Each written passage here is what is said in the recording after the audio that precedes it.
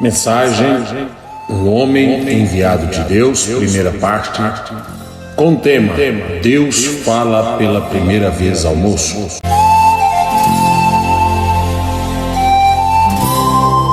Sublime graça é a mensagem precursora da segunda vinda de Jesus Cristo.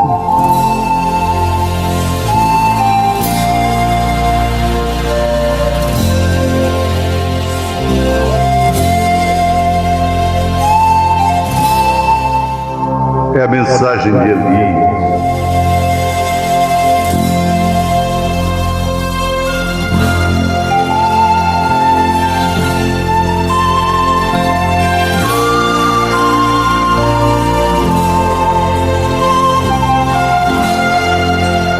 É a mensagem do Filho do Homem.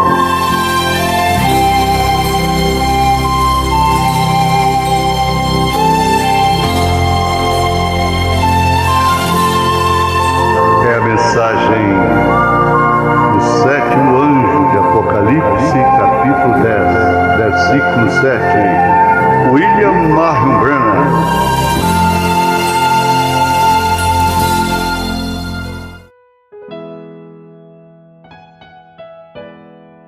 Vários anos se passaram e o moço era de uns 6 anos de idade.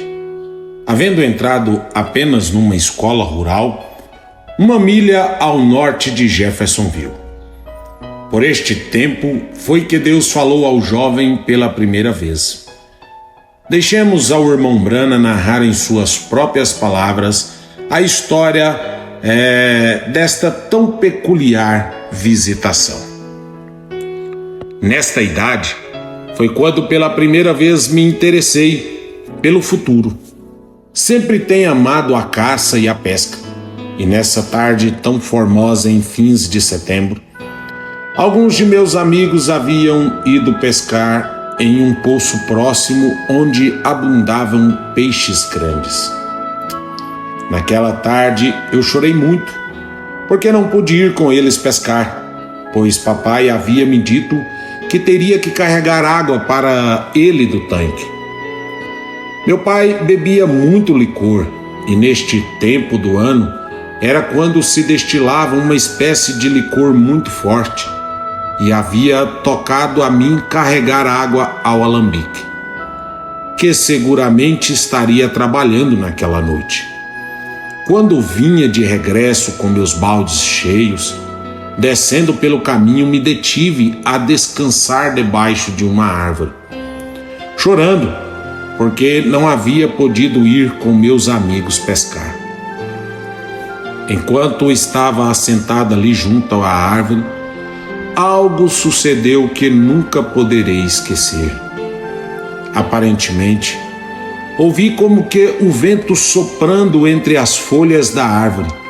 Olhei para cima e não havia nenhum movimento nas folhas. Tampouco havia sinal de vento. Era uma tarde bastante quieta. Saí da árvore e, ao olhar para cima, notei que em certo lugar havia um redemoinho do tamanho de um barril. O vento parecia estar soprando sobre as folhas de um lugar específico da árvore. O ruído se fazia mais forte e, de repente, em meio deste redemoinho, saiu uma voz audível e me disse: Nunca fumes, nem bebas, nem de maneira alguma desonres o teu corpo, porque tenho uma obra para ti quando tiveres maior de idade. Tanto foi o medo que me deu aquela voz que não soube o que fazer. Chorando, corri para casa, porém a ninguém contei o que havia sucedido. Assustado e temeroso, caí sobre os braços de minha mãe. Ela creu que uma serpente me havia mordido, porém lhe expliquei que estava somente assustado. Então me deitou na cama e ia até chamar o doutor, crendo que eu havia sofrido um ataque de nervos. Agora, amigos, compreendo que muitos zombam disto que lhes conto. Porém, não sou responsável pelo que os outros dizem, mas só pelo que foi minha própria experiência. Desde este dia em diante, eu me desviava daquele lugar, tratando de me esquivar daquela árvore, pois, segundo o que eu pensava, naquela árvore havia um homem escondido, e todavia, creio que é a verdade. O certo é que era o anjo do Senhor.